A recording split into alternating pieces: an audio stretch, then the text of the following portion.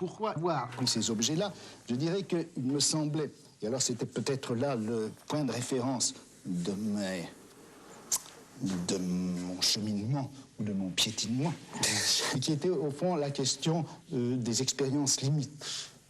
Ces formes d'expériences qui, au lieu d'être considérées comme centraux, d'être valorisées positivement dans une société, sont considérées comme les expériences limites, les expériences frontières, à partir de quoi est remis en question cela même qui est considéré d'ordinaire comme acceptable. Oui.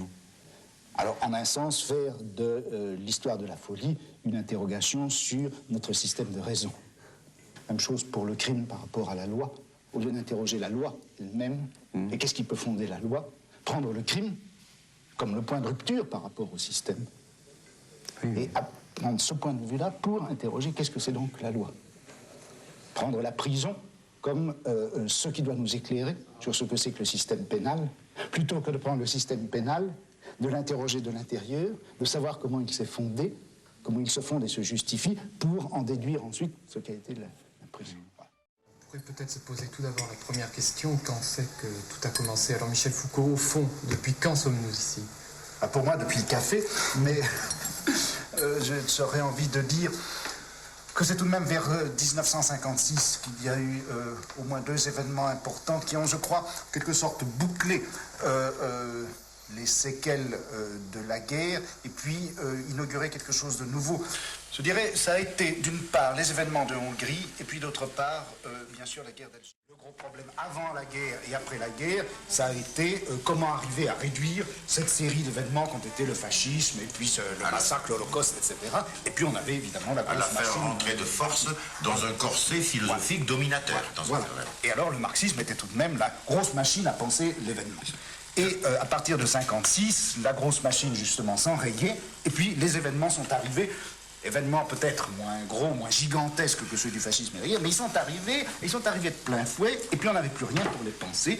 Moi, je crois qu'à partir de ce moment-là, a commencé une forme de, je sais pas, de pensée, de réflexion, comme vous voudrez, beaucoup plus sensible à l'événement, et dont je dirais, pour reprendre un mot que vous employez et que j'aime beaucoup, les intellectuels ont commencé à être des journalistes. Il ne nous est pas permis, intellectuellement permis, de désespérer de grand-chose.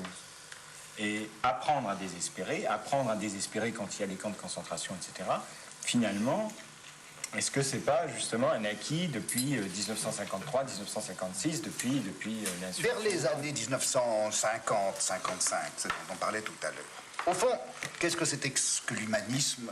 C'était l'espèce de cri de ralliement que personne n'aurait osé contester, je crois, et qui servait à 2 choses. Ou plutôt, il servait de jonction entre 2 choses. D'une part, sauver le maximum de ce qui pouvait être sauvé dans une forme de pensée, de morale, de politique aussi, qu'on peut dire en gros traditionnelle, bourgeois, etc.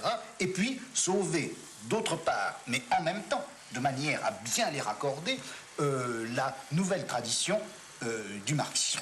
Alors, je crois que il y a eu une première forme d'anti-humanisme, ou en tout cas, il y a une forme d'anti-humanisme qui, pour moi, est la plus importante, qui est l'anti-humanisme critique, décapant.